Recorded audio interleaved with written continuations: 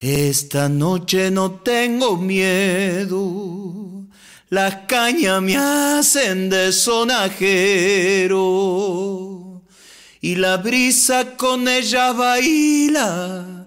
Esta noche no tengo miedo. Guerrillas afectivas intertransgeneracionales. Escuché esta canción la primera vez que fui a ver música en vivo, después de los meses más duros de aislamiento.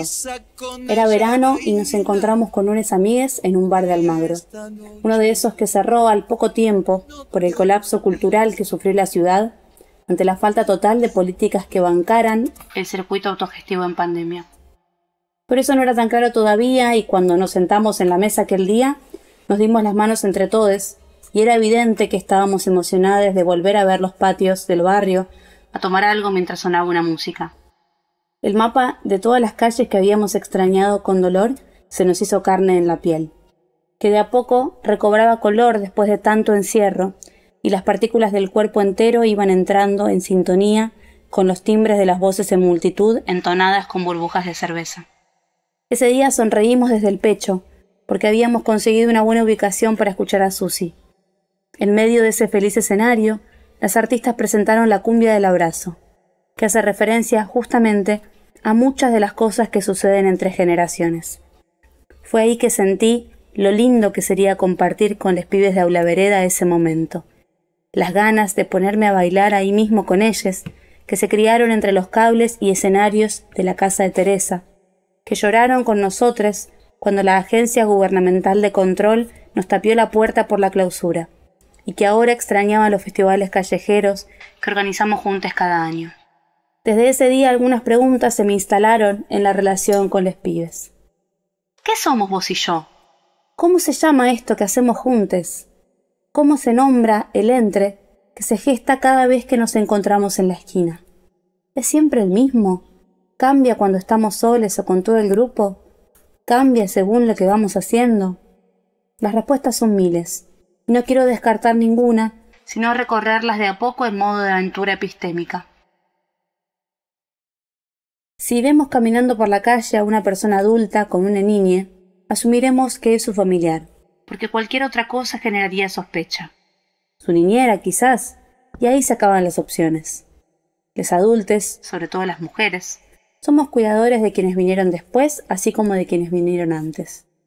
Criamos y protegemos, y desde ese lugar tomamos decisiones sobre los cuerpos de todos los demás, al tiempo que nos atragantamos de una fantasía de reproducción de lo existente que funciona como régimen de vigilancia de nuestros propios cuerpos y afectos. Lo que debemos hacer con las niñas está determinado por lo que ellas se supone que tienen que ser cuando sean grandes, funcionales al capital. Y vuelvo a insistir en que no se trata de abandonar el cuidado, sino practicarlo con monstruosidad traba mutante para que tenga sentido en cada caso.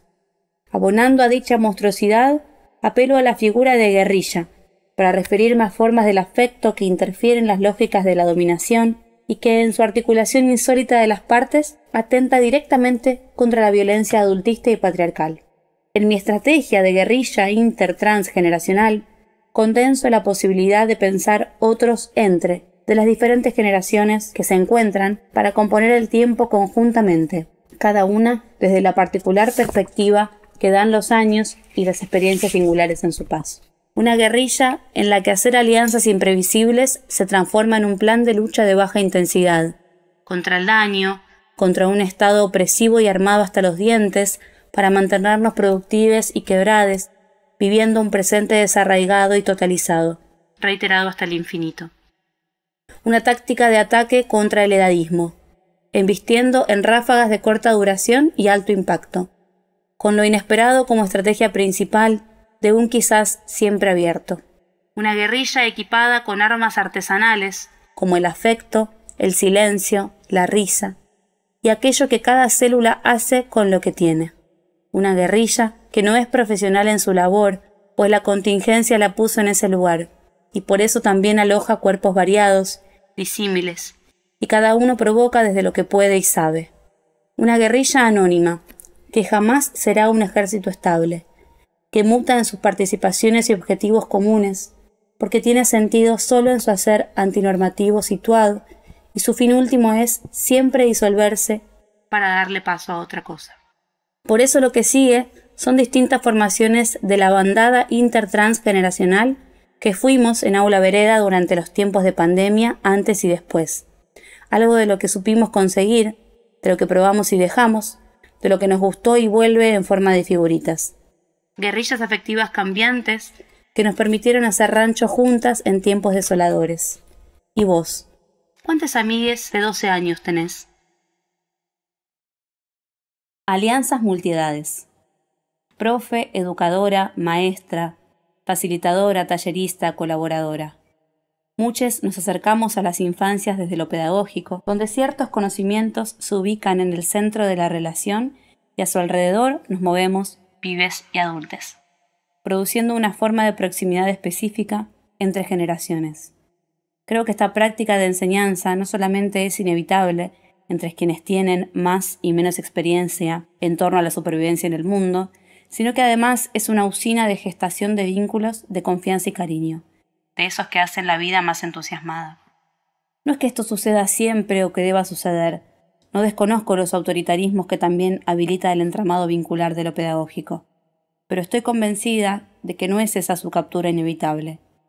Cuando la escuela ganó el combate por la enseñanza del para todo es todo, como dice Flavia Terilli, democratizó una parte de la vida vinculada al saber y dejó intactamente desiguales aquellas referentes a los grupos de edades. Pero desde que existe el sistema educativo formal, que hay personas haciendo magia a partir de la cohabitación áulica entre generaciones. Creo que cuando participamos de una práctica sistematizada de compartir lo que sabemos, se abre un umbral de encuentro con los pibes donde se reedita la pregunta ¿qué somos vos y yo? Para darle cada vez una respuesta distinta y engrosada en el tiempo, por la memoria de todo lo que pasó.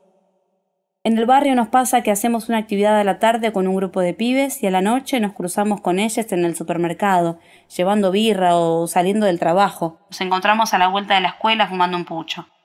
Nos reímos del descontexto en el que nos vemos y no estamos seguros de cómo acercarnos a la otra persona. Si le provocará vergüenza o rechazo ver nuestras caras, más allá del pizarrón o del centro cultural. Nadie sabe bien qué hacer más allá de los protocolos vinculares que distinguen roles específicos en espacios fuertemente delineados. Y no se trata de negarlos ni proclamar una obsolescencia terminal de lo que existe, sino de plantar ahí mismo el interrogante. ¿Y qué más? ¿Qué otra cosa puede existir? En ese camino, permanecer en el interés del vínculo es, de por sí, un desacato frente a la fugacidad de lo impuesto, así como sostener la ternura entre tanta crueldad.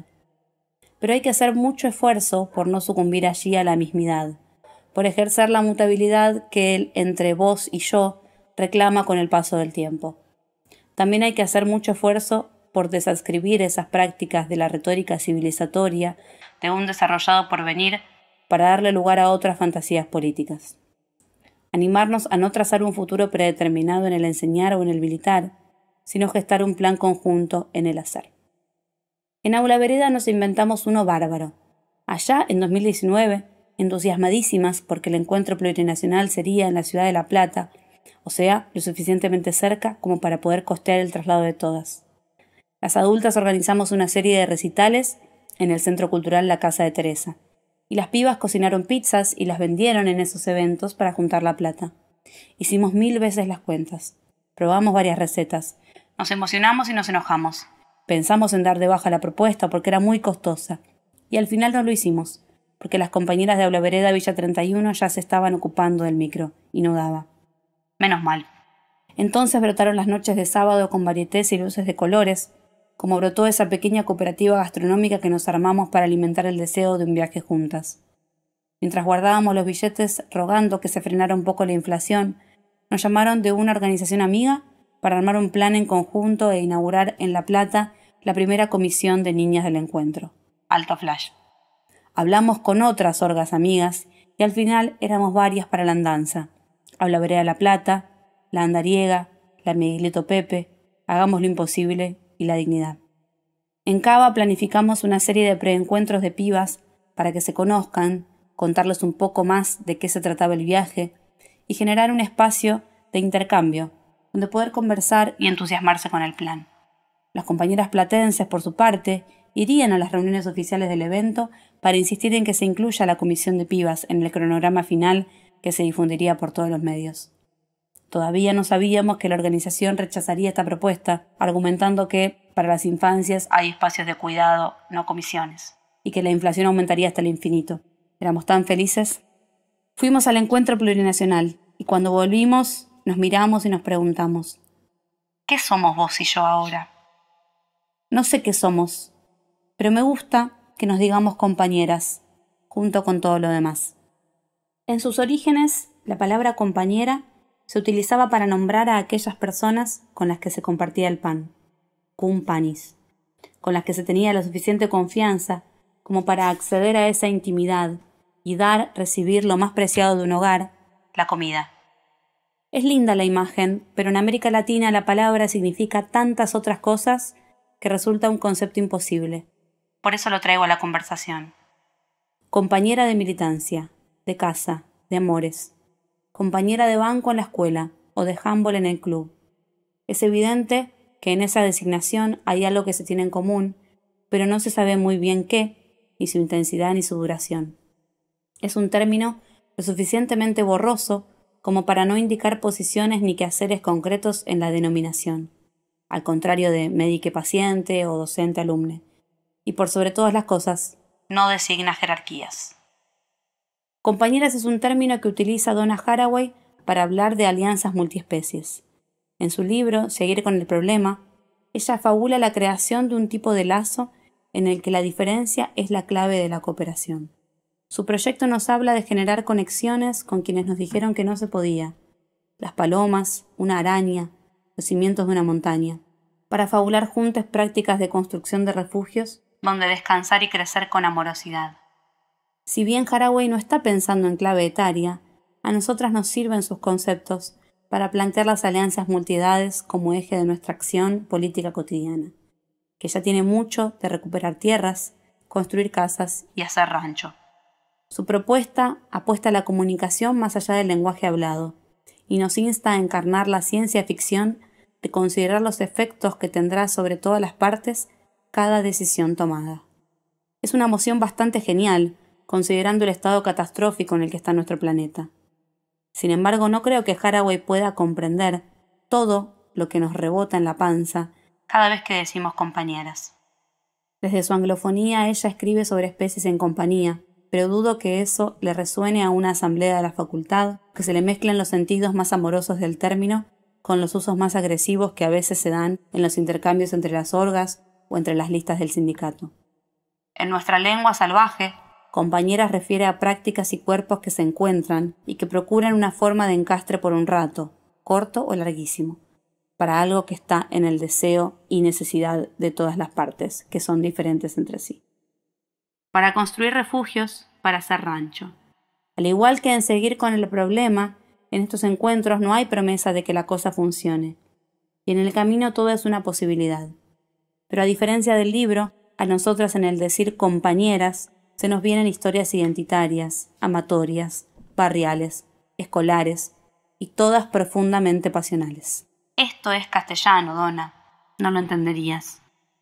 Si Haraway habla de hacer refugio desde las alianzas multiespecies para vivir y morir mejor en este planeta, nosotras podemos decir que los refugios como las casas se ocupan, se asaltan, se arrebatan y se hace comunidad donde antes había propiedad. La calle, o más bien la multitud en la calle, nos hizo andar de la mano aquella tarde en el encuentro, y después en las marchas por el aborto, y del 8 de marzo y el 3 de junio.